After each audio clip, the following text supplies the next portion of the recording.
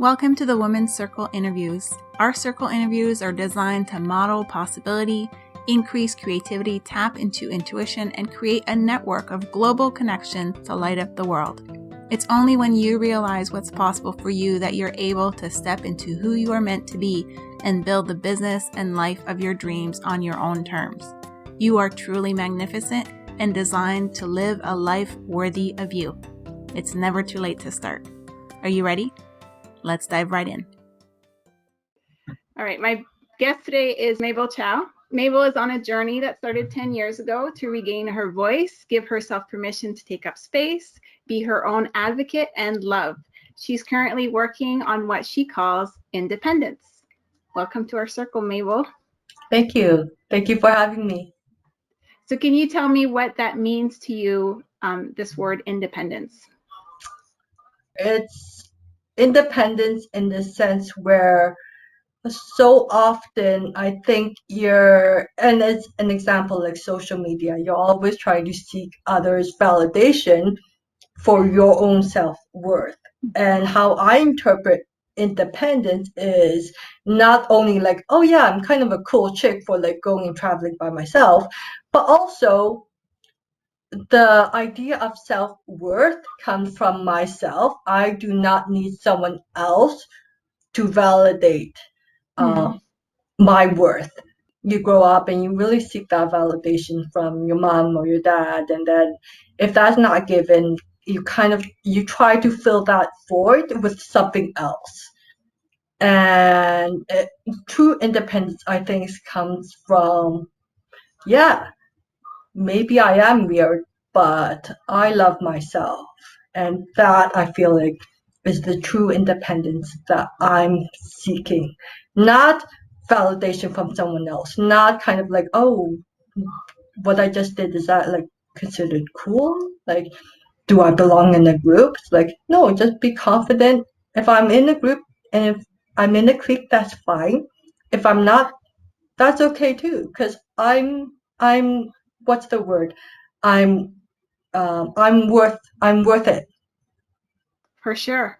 And I think that's a journey we're really all on, because like from a survival perspective, you have to depend on your parents or your tribe to take care of you, right? Up to a certain point. But then there's a point where if you're trying to fit in, you're no longer finding like the people that mesh with your voice and that message that you're here to bring, right? I say all the time, like fitting in is very different than and belonging. If you're trying to fit in, then you don't belong there because you're not you. So I totally agree. Because the you that you're here to be, to express in the world, if you're trying to fit in, it means you're not ruffling any feathers. So that means there's things you can't say, there's things you can't be, but you have to fit in at some point. Like when you start, you have to fit in. Like there's no choice, because for survival, you depend on this tribe. But as you grow older, you have to realize you have to form your own tribe, because you can't be fitting in anymore. You need to belong somewhere.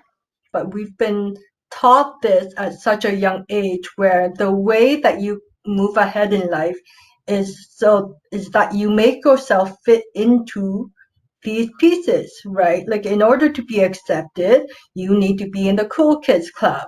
Otherwise, you're like an outcast.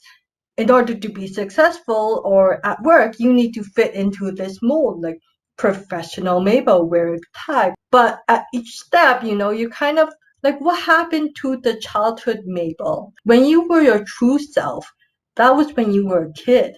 Because you were not shackled by any society saying, you must be this, you must be that kind of person, you must be like, proper prim, I know, fashion your hair to look a specific way. Like none of that judgment. Like kids, I think, or like when we think of independence or the most free, I feel like kids are just the freest people up there, freest human beings. I know, like children, like before we tamper with them, before we start before we say like, oh, you don't exactly like, oh, Tommy, don't do that, or Tommy, you need to start like thinking be a man, or yeah, you're right, like you said it earlier, we're all on the journey. It's almost like you're rediscovering yourself. You Yeah. always had it, but it was like it's like buried deep, deep, deep. Like, you've been told to survive, to suppress it deep, deep down. Yeah. And now you're trying to like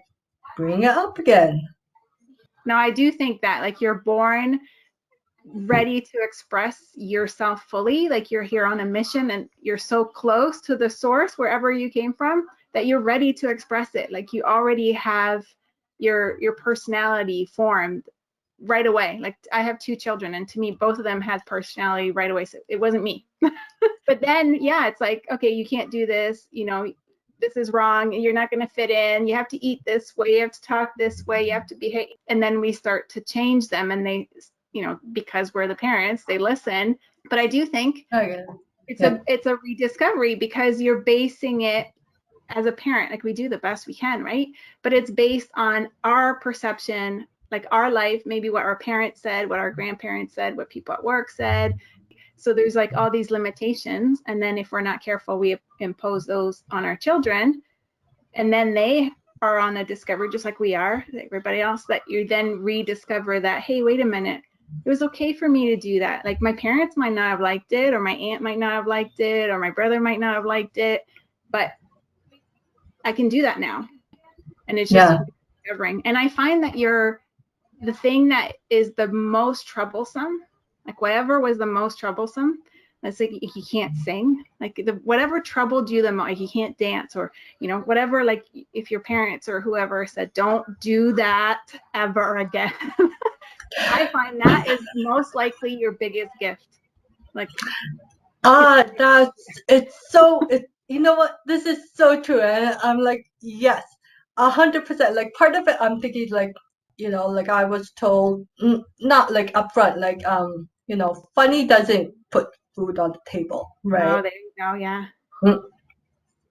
But does is if you have like a career, like accountant, lawyer, profession, and not to say that I ever wanted to be like a stand-up comedian, but that was a part of my personality, like just that kind of joking trickster kind of, like that was what I was comfortable with. But it was kind of like I had to align that with like what I was being told, like, okay, the image of someone who's successful is like, it's not a stand-up comedian, or it's not someone who's gonna like drop their work and go take a break and Yeah. travel. Like even taking a break, like you're almost on this machine, and if you elect to get off the machine for a while just to rediscover yourself, it's a one direction track, right? Like you get the education, you get the career, and you get the family. It's like it's very like one direction. And so if Yeah. you were to explore a different way, like no, I've decided kind of like I don't want to do that. I want to travel and kind of see what's out there. Or, I want to explore like improv. Like, what is that? I want to explore stand-up comedy. What is that? Like, that's not accounting. Where it's like, Yeah. but then through that divergence, you start to kind of learn bits and pieces of yourself. It's like, oh, I guess I am funny. Oh, I guess am comfortable traveling by myself. And the interesting thing about that is, if you have like a comic side, it doesn't mean that you have to be a stand-up comic, but it might make your profession better. Like it might make you stand out, because there's tons of doctors that are rude and have no time and short-tempered, rough around the edges, right? So imagine if you walk in the doctor's office and they have like this light mood, and they're jokey, and like you would be attracted to that doctor. So it would make that doctor even more successful. An awesome trait, like to be different, whatever profession, Yes, be different. whatever And profession you be in, if you stand out. if that's another theme I could pick, like embrace your weirdness, embrace your Yeah. being different, because that's what brings personality to who you are, Yes. right? Like no one wants to be basic, right? Like that's so boring, Yeah. such a snooze. Like people want to know what's the weird part. Like, oh yeah, maybe I like to bake carrot cakes on weekends on a usual basis. I don't know, some weird quirk, but that's like memorable. And I think like that goes into like our being authentic, that goes into like people can sense when they're not themselves, like they're hiding something or doing something like to fit in. You start to sense that, and then it feels weird. But when somebody is like totally quirky themselves, you know, they say something wrong, they pronounce something wrong, they misstep or whatever they do, like that makes them more personable. Yes. Like you like them more Yeah. because like they're themselves. How novel. Yeah, I know how novel to be yourself, but it's hard to be yourself. You know, Yeah. to allow yourself to be who you are, and also like if something bad happens, like okay, well, let's own up to it, and like this is just me, so accept it rather than kind of suppressing that, which then people says like, okay, she's a bit off. Like I don't know if I can trust her. But at the same time, like, do you want to hang out with people that don't accept you? Yeah, Like, absolutely. you can Yeah. fake it wanting to belong, like wanting to fit in, you can fake it. But then how are you going to feel really when the people that are around you, you don't really know if they like you for you, right? Like Yes. if you do something wrong, then they're going to walk away, and all these years that you were faking it kind of It's tumble down. meaningless. Yeah, it becomes And there's a meaningless. quote from Robin Williams. What he said was so profound. I felt like he was saying where, you know, one of the common fears is that people fear being alone. But he's like, I'd like to kind of disagree with that. Like, the worst is if you're around people and you still feel alone, Yes. right? Like, Yeah. and it's just like I hopefully that kind of like connects to what you had just said. It's like, yeah, well, what's the point of you kind of suppressing your personality to fit in? For what reason though? At the end of the day, you buy these, like maybe you have a squad, maybe you have like 200 friends, but it doesn't matter if you still Yeah. feel alone with 200 people around you. Exactly. That was a good example, even with Robin Williams, because he obviously, you know, he was a comic, super successful, but he did feel alone, even though he had like all these supporters and all these people that admired him and watched his work. He still felt alone, which points to him not being his authentic self, you know, trying to fit in, which is Yeah. devastating. We Yeah. all just want to be loved at the end of the day. And I mean, That, the one point is like self love, and then there's like love that others give to you, and it's just we all just want to be loved. one of the interviews earlier, if you saw it, like where we talked about suffering is really when you're denying reality. Mm. So like that pain, like that, and we perpetuate that pain. It's because we deny something that just is. Like we want to classify it as good or bad, and it shouldn't be. And then that causes pain. It's just this denying reality. You're fighting with what is. And of course that causes pain, right? It's like if you Yeah. look at the sky and it's blue and somebody tells you it's purple, you're gonna like, no, it's not purple, it's blue. And then you're gonna start fighting about it. Yeah. Yeah. Because you're Yeah. fighting reality. Yeah. No, Right? I like I can relate to that. Yeah, for sure. Like, you know, oftentimes I walk into work like, okay, well, today is like I have to be this person, you know, I have to get this done, and it's like this is the reality or the script I've written, and I must do that, and it creates so much. I create so much pressure on myself just to think, and then like, oh, like this person said this about me, I don't like it, but after I accepted it, like, okay, well, maybe that person said something about me, so what? You know, like, so what can you change about that?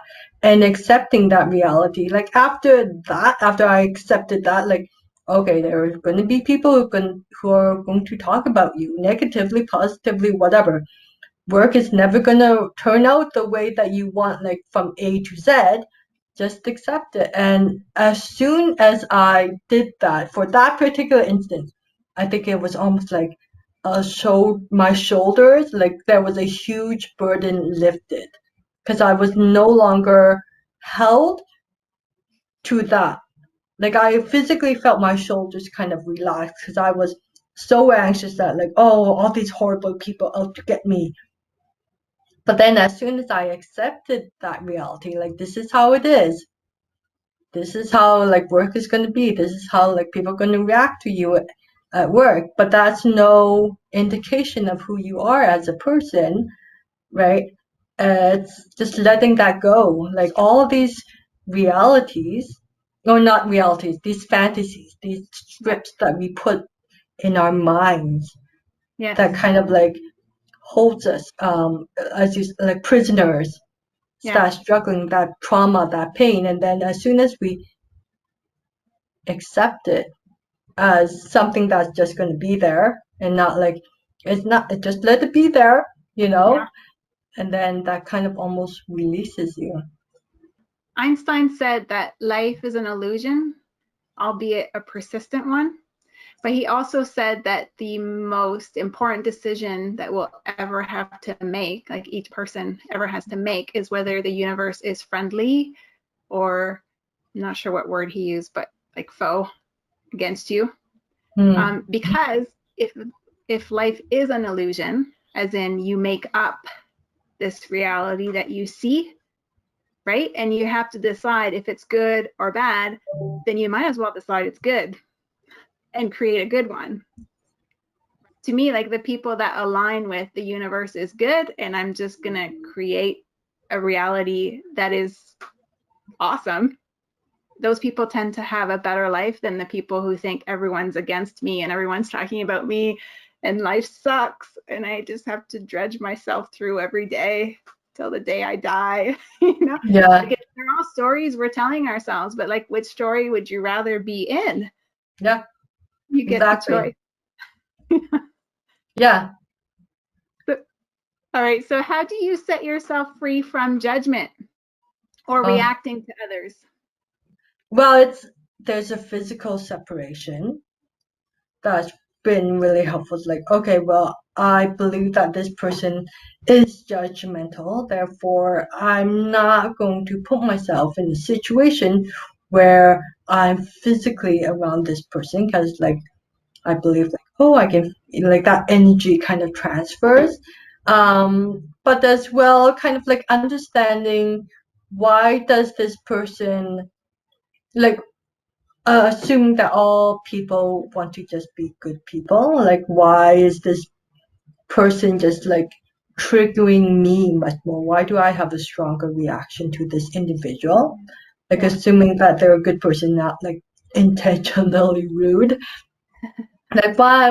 What's my trigger here? Like why am I reacting to them much more strongly than I would if it was someone else? And trying to understand where that emotion comes from and giving me myself that space, like acknowledging where that feeling is. Like okay, well, there's just that feeling coming up. I'm seeing red again, but like, why am I seeing red in this particular case? And just I guess it's for me, like I really enjoy kind of that self exploration, like understanding why. So it's like, oh, cool, it's another exercise for myself to learn about myself. It's like, okay, there's an emotion that's coming up. It's going to be nasty, but I really want to understand why. Like, where does that come from? Because as I understand it more, it's like, we talked about the pieces of the puzzle earlier. Like, those pieces are yourself. And they've been scattered because of adulthood, of responsibilities. They're scattered. Yeah. And then like you figure out these puzzles, these pieces, and kind of try to put them together and to understand yourself as a whole. All these triggers, all these experiences, like to put that together and really like, I guess, who you are as an individual. So I guess like, there are people out there that you know, if I didn't see them the day after, I'll be happy. But also it's like great learning experience, I think, for myself because it's like, oh, that's a different emotion I'm feeling. Mm-hmm. I think I want to explore that a bit more. And maybe it comes less about like, okay, well, how can I approach this person much better next time? It's more like approaching like, oh, well, this is another factor of myself that I can explore. So I guess it's maybe not the right approach, because you do want to be a bit more compassionate when you talk to people who seem a bit rude.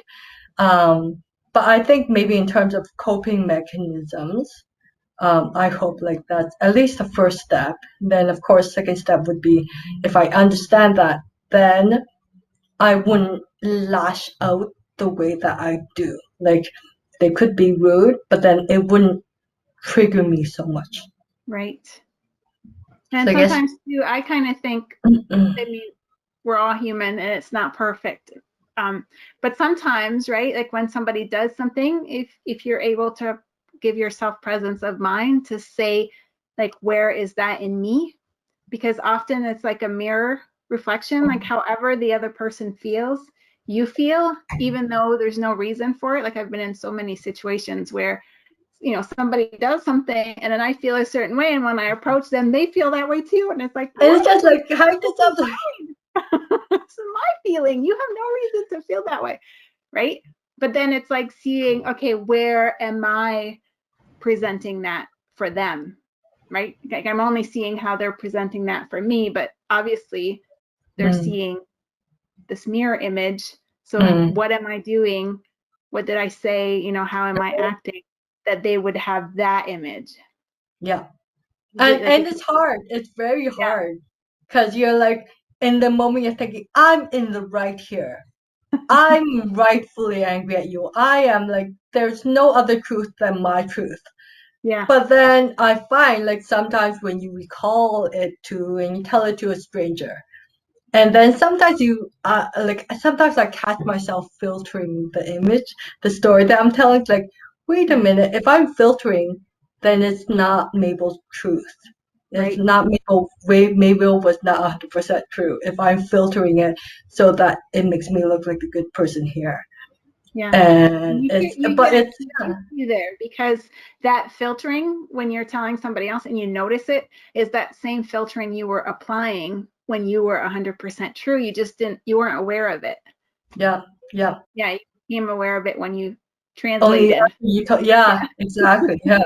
So we're all human. We're all trying to do our best, and I think that's the key here. Like, try to do your best to be the yeah, best person that you can, to others, to yourself.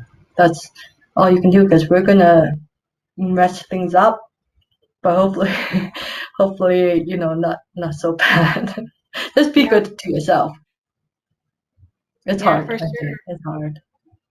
And I think the biggest key to that is giving yourself grace or permission to make mistakes.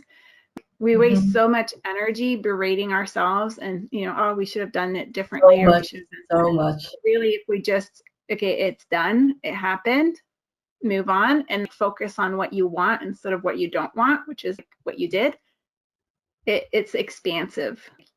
You go further than if you're going backwards thinking, ah, that was wrong, I shouldn't have done that.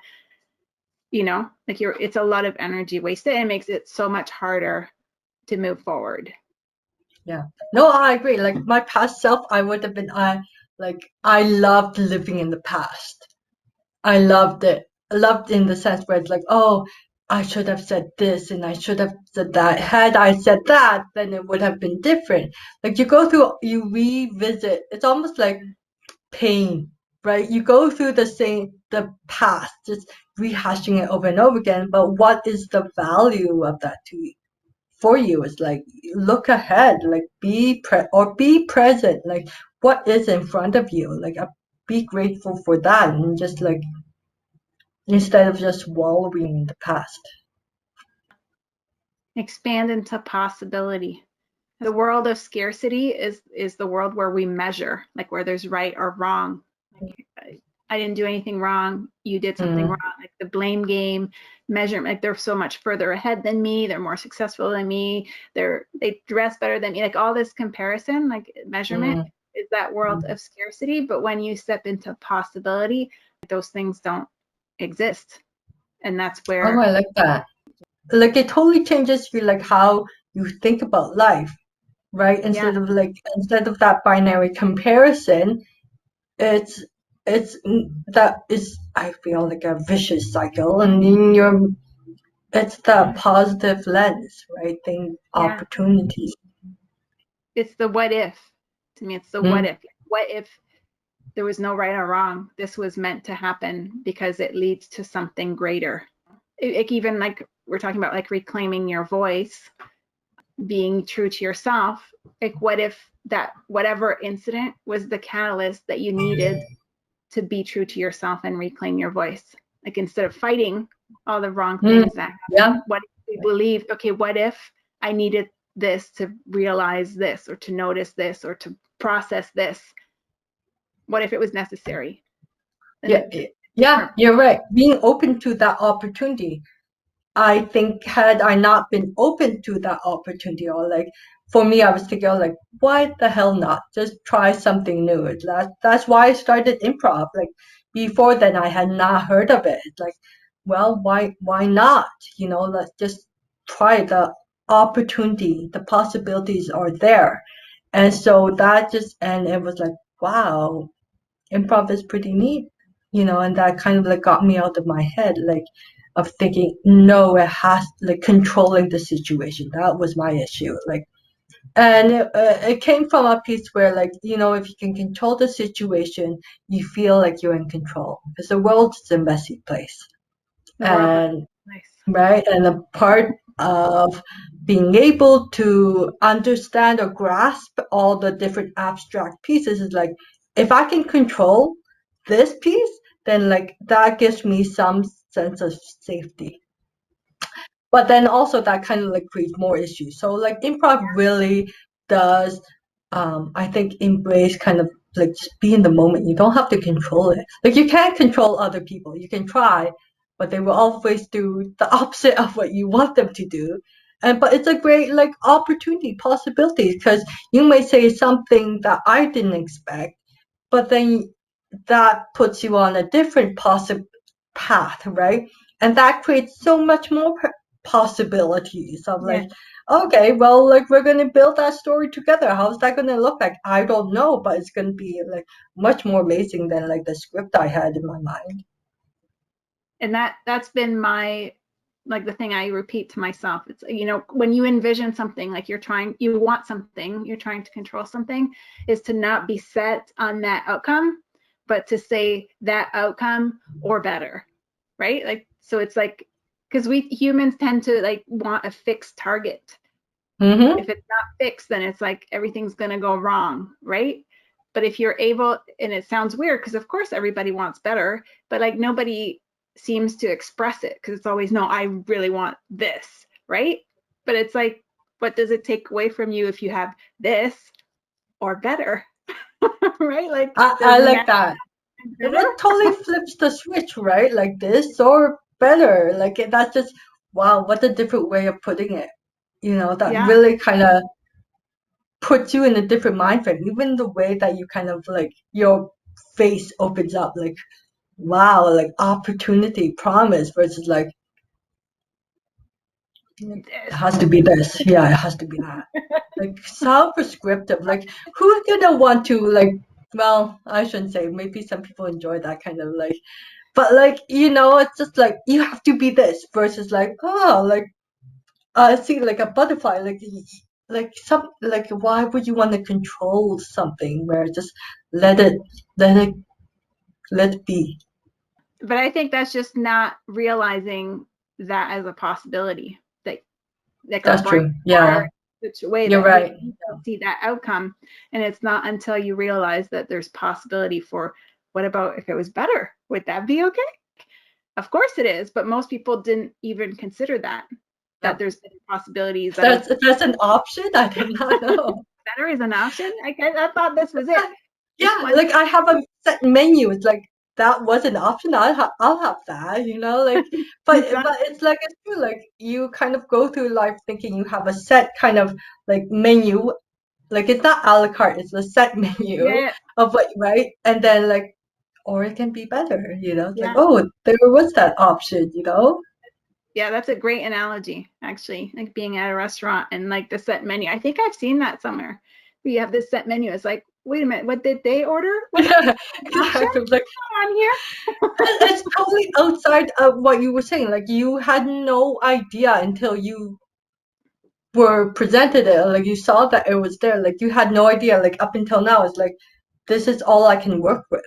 Yes. That is all. And then you pigeonhole yourself into that. But then like all of a sudden you add an option and it could be better. It's like, oh, wait a second here.